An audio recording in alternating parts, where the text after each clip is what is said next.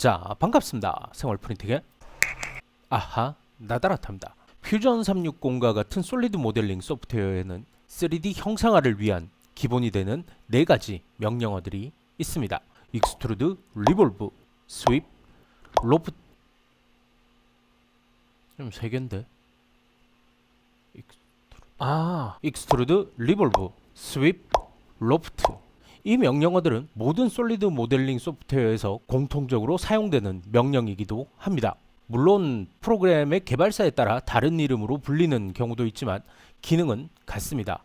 모델링을 하기 위해선 이러한 소프트웨어의 각각의 명령과 쓰임새를 먼저 알아야 하지만 이게 지겹습니다. 그리고 2D 설계의 기본이 되는 축과 면의 선택, 라인, 렉탱글, 서클 명령은 앞에서 다루었기 때문에 명령어보다도 퓨전 360에 익숙해지는 것이 먼저라고 생각해 바로 모델링부터 시작하도록 하겠습니다.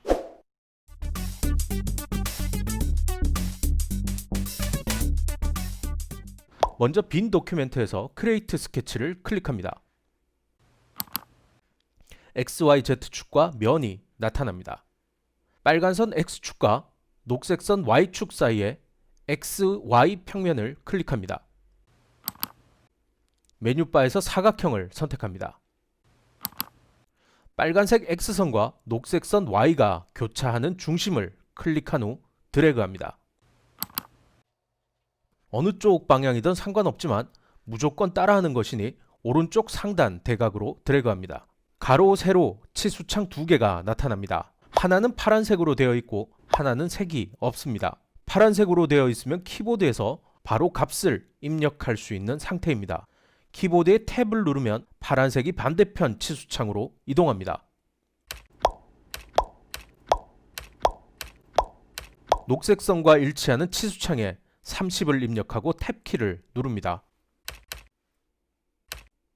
반대편에는 70을 입력한 후 엔터를 눌러 명령을 마칩니다. 메뉴바에서 원을 클릭합니다. 스케치 팔레트에서 3 탄젠트 서클을 클릭합니다. 순서는 상관없지만 맨 위의 선부터 클릭하겠습니다. 1클릭, 2클릭, 3클릭. 반대편도 같은 방법으로 3개의 접선을 클릭합니다. 1클릭, 2클릭, 3클릭. 기본 설계가 끝났습니다. 3D 캔버스로 전환하기 위해서는 설계가 끝났다는 것을 알려줘야 합니다. 메뉴바의 오른쪽 끝에 있는 피니시 스케치를 클릭합니다. 3D 캔버스로 전환되면 화면이 변화 없이 그대로 있는 경우가 있고 등각 투상 모양으로 보이는 경우가 있습니다. 헷갈릴 수 있으니 다 같이 맞추도록 하겠습니다. 마우스를 뷰 큐브 쪽으로 쓱 가져가면 보이지 않던 집이 한 채 나타납니다. 여기서라도 집을 주니까 좋네요. 나타난 홈 버튼을 클릭합니다. 화면의 중심에 스케치가 위치합니다. 메뉴바에서 익스트루드를 클릭합니다. 단축키는 E입니다. 익스트루드는 우리가 그려놓은 스케치를 그 모습 그대로 돌출시키는 명령입니다. 원 2개와 그 사이의 공간을 한 번씩 클릭합니다. 잘못 선택했다면 선택한 곳을 한 번 더 클릭하면 선택이 해제됩니다.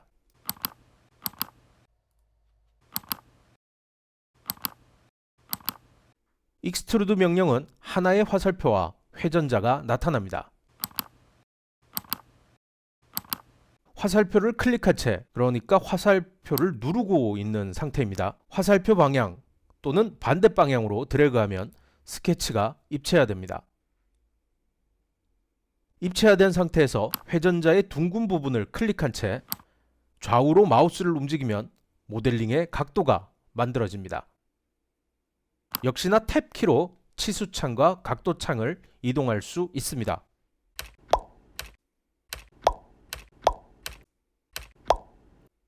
각도창에는 키보드의 숫자 패드로 0을 입력하고 탭키를 눌러 치수창으로 이동시킵니다.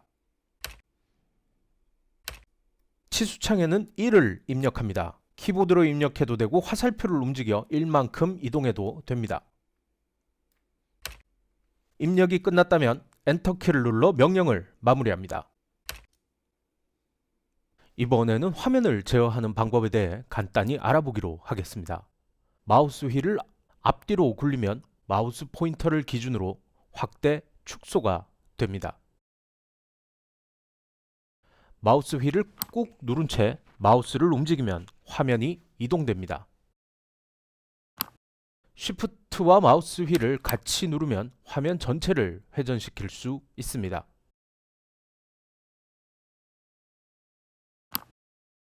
모델링한 오브젝트를 다시 중간에 놓고 싶다면 뷰 큐브의 홈 버튼을 클릭합니다. 이제 나머지 모델링을 진행하죠. 다시 설계를 위해 크리에이트 스케치를 클릭합니다. 캔버스의 중심에 축과 평면이 나타납니다. 솔리드 모델링은 오직 평면에만 그림을 그릴 수 있습니다. 곡면이 조금이라도 들어가 있다던가 선택할 면이 완전 평면이 아니라면 설계면으로 지정할 수 없습니다. 이번에는 모델링 윗면을 클릭합니다. 클릭한 면이 2D 캔버스로 전환됩니다. 이번에는 따로 그림을 그리지 않고 모디파이의 옵셋 명령을 이용하도록 하겠습니다. 메뉴바에서 옵셋을 클릭합니다. 단축키는 O입니다. 옵셋 명령은 등 간격으로 복사를 해주는 기능입니다. 간단히 말해 간격을 띄워주는 명령입니다. 모델링 외곽의 선을 마우스로 건드려주면 선이 파랗게 변하는 것을 확인할 수 있습니다. 만약 전체가 파랗게 변하지 않고 일부분만 파란 선이 나타난다면 대화 상자의 두 번째 옵션인 체인 셀렉션의 체크박스를 클릭해 체크합니다.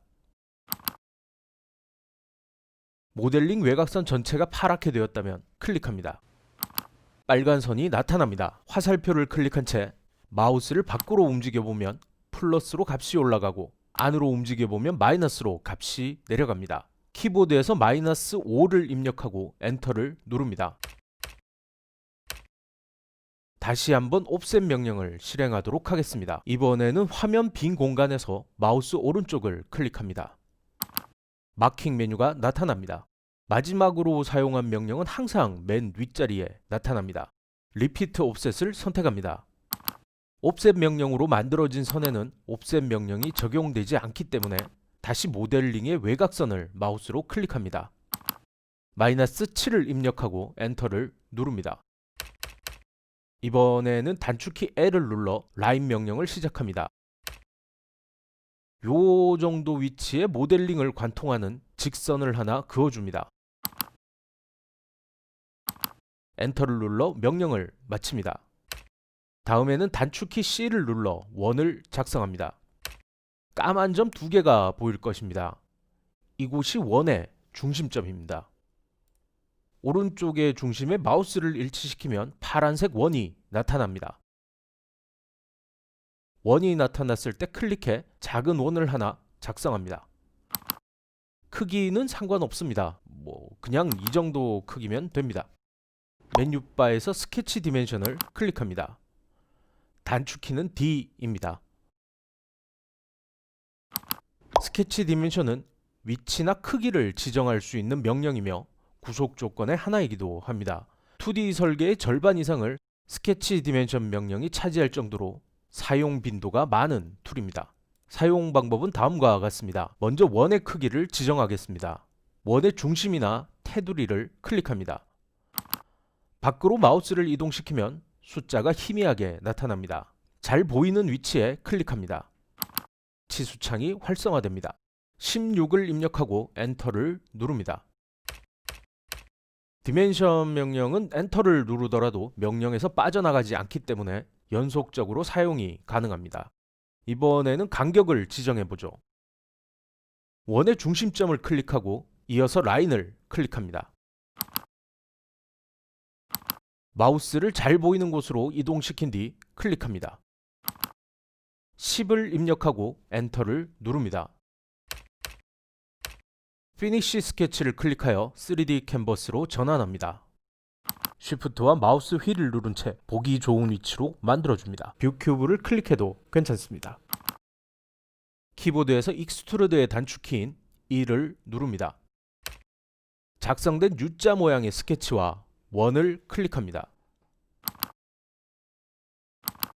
화살표를 잡고 위로 올리면 이렇게 돌출이 되니 반대편 아래로 쭉 내립니다. 모델링과 맞닿는 부분부터 뚫립니다. 엔터를 눌러 명령을 마무리합니다. 이제 수정을 하도록 하겠습니다. 메뉴바에서 필렛을 클릭합니다. 단축키는 F입니다. 필렛은 설계의 접합 부분이나 모서리를 둥글게 만들어 공기나 유류 같은 간섭 항력을 줄이기 위해 사용하며 부품의 손상을 줄이기 위해 강도를 높이거나 날카로운 모서리를 다듬는 데 사용합니다. U자 모양의 모서리 부분 4곳을 확대하고 돌려가면서 한 번씩 클릭합니다.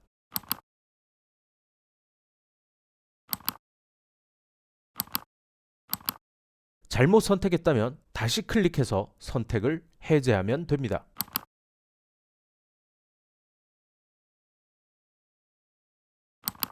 이를 입력하고 엔터를 눌러 명령을 마무리합니다.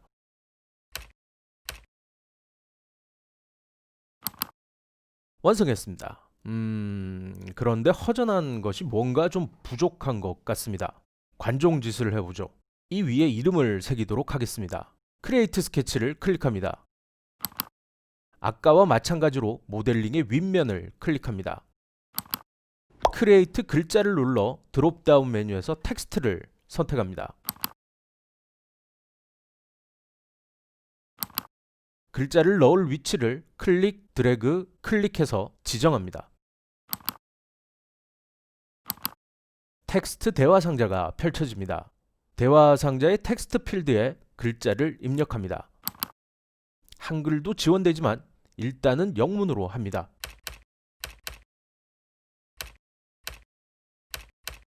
모델링을 벗어나지 않는 크기로 작성합니다. 글씨를 두껍게 만들고 싶다면 대화 상자 중간에 B를 클릭합니다. OK를 클릭하거나 엔터를 눌러 명령을 마무리합니다. 텍스트를 클릭한 채 자신이 원하는 위치로 옮깁니다. 이번에는 피니시 스케치를 누르지 않고 익스트루드의 단축키 E를 눌러 바로 3D 캔버스로 전환합니다. 요렇게 돌려보면 텍스트가 선택되어 있는 것을 확인할 수 있습니다. 치수창에 마이너스 0.5를 입력한 후 엔터를 눌러 명령을 마칩니다.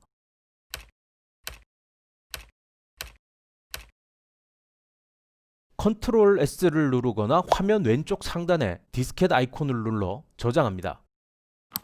저장 시 파일명은 가능하면 영문이나 영한 혼용으로 작성하기를 권장합니다.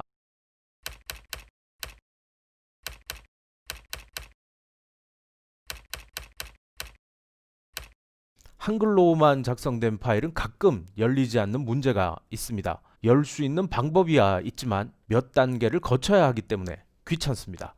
세이브를 클릭하거나 엔터키를 눌러 저장합니다. 화면 오른쪽 상단의 데이터 패널을 클릭합니다. 이 부분에 어드밴스 퍼스트 프로젝트라는 프로젝트 폴더가 하나 있을 겁니다. 여기를 더블 클릭해 들어갑니다. 이곳은 자신의 클라우드에 저장된 파일을 보여주는 곳입니다. 저장된 파일들은 모두 이곳에서 확인할 수 있습니다. 데이터 패널 상단에 X를 눌러 창을 닫습니다. 이제 출력을 위해 모델링을 STL 파일로 변환하도록 하겠습니다. 브라우저에서 맨 상단의 루트 트리, 그냥 폴더라고 하겠습니다. 저장한 파일 이름이 있는 폴더에 마우스를 올립니다. 마우스 오른쪽을 클릭합니다. 팝업 창이 나타납니다. 중간쯤에 Save as STL을 클릭합니다. 대화 상자가 나타납니다. 대화 상자 중간에 리파인먼트가 미디움으로 되어 있다면 하이로 바꿔줍니다. OK를 클릭하거나 엔터를 눌러 변환합니다. 이름 뒤에 V1이라고 되어 있는 것은 버전을 뜻합니다. 이 버전을 삭제한 뒤 저장을 클릭합니다.